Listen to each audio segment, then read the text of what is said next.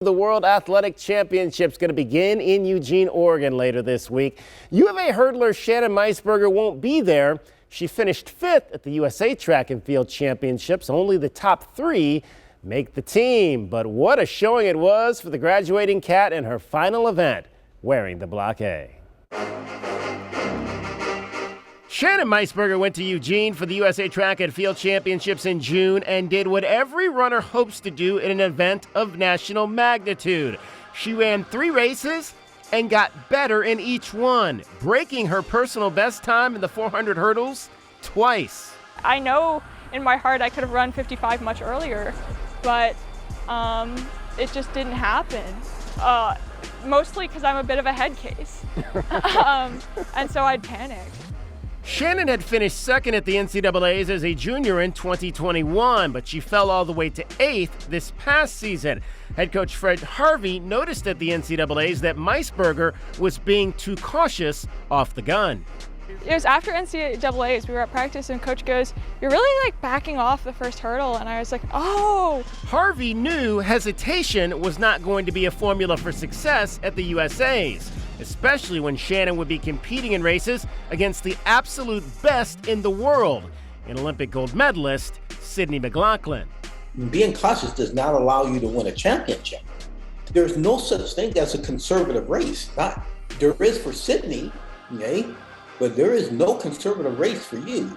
Both Meisberger's PRs came in races in which McLaughlin was running against her. I asked Shannon if competing against the best makes her better. She's in a league of her own, definitely.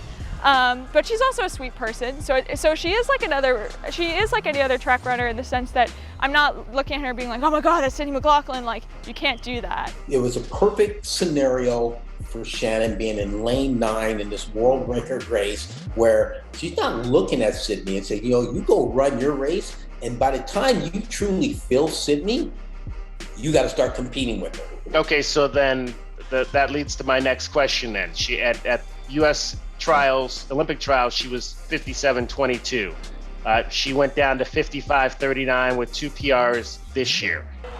She's got to be 53.5 to even get into the conversation of making a US team. Can she knock another 2 seconds off in the next 2 to 3 years? Is she that good?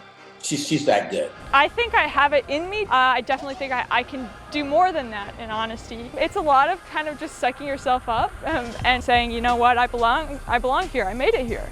I'm competing with the best and I know I'm one of the best. That expectation is a positive thing.